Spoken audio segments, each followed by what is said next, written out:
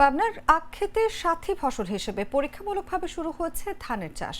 এই পদ্ধতিতে অল্প পানিতে আখের সঙ্গে ধান আবাদ করা যাবে। আখের খরচ দিয়েই ধানের 2/3 খরচ মেটানো সম্ভব। এতে 1/3 খরচ কমে লাভবান হবেন কৃষকেরা।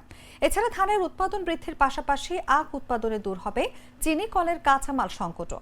বাংলাদেশ সুগার ক্রপ গবেষণা ইনস্টিটিউটের বিজ্ঞানীরা ধানের সঙ্গে আখ চাষের এই পদ্ধতি উদ্ভাবন করেছেন। কৃষি বিজ্ঞানীরা জানান, এই পদ্ধতিতে ধান চাষে সেচ ও জ্বালানি খরচ প্রচলিত পদ্ধতির 1/4।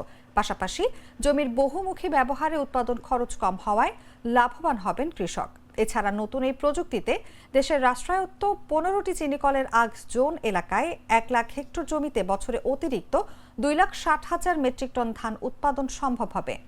বাংলাদেশ সুগার ক্রপ রিসার্চ ইনস্টিটিউটের মহাপরিচালক ডক্টর কবির উদ্দিন আহমেদ বলেন, যেহেতু ধান বাংলাদেশের প্রধান ফসল, সে কারণে আখ খেতে ধানের চাষ দ্রুত জনপ্রিয়তা পাবে বলেই তার ধারণা। এতে একই খরচে কৃষক বাড়তি ফসল পাবেন। আমাদের এখানে যে ওই আখ লাগানো হয়েছে, এই আখ আমাদের আখের সাথে সাথে ধান হবে একই খরচে।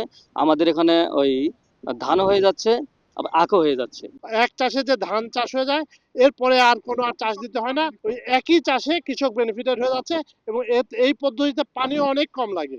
ধানের সাথে আখের চাষ, এই প্রযুক্তিটি আমার কৃষক ভাইদের জন্য নতুন, তবে এই প্রযুক্তিটির আমি সম্ভাবনা দেখছি। এটি যদি সঠিকভাবে সঠিক সময়ে বাস্তবায়ন করা সম্ভব হয়, তবে এটি একটি লাভজনক প্রযুক্তি হিসেবে কৃষকের মাঝে ভবিষ্যতে জনপ্রিয় হবে। আখ এবং ধান দুটোই গ্রামীণ ফ্যামিলির উদ্ভিদ এবং একই ফ্যামিলির একই গোত্রীয় উদ্ভিদ। তো আমার মনে হয় যে এই প্রযুক্তিটা কৃষকরা চাষ করতে পারলে লাভবান হবে এবং এক্ষেত্রে দেখা যাবে যে ধানের যে ধানের উৎপাদনটা বেড়ে যাবে এবং ধানের দামটাও পাবে। আবার সাথে সাথে আখটা যখন সে বিক্রি করবে, তখন 1 বছর পরে সেই আখের ফসলের যে লাভটা সেটা সম্পূর্ণ সে পকেটে ঢোকাতে পারবে। এটা হলো একটা ভ্যালিডেশন টেকনোলজি ভ্যালিডেশন একটা প্রোগ্রাম। অলরেডি আমি 3 বছর বা আমার টিম 3 বছর খুবই সাকসেসফুলি আমরা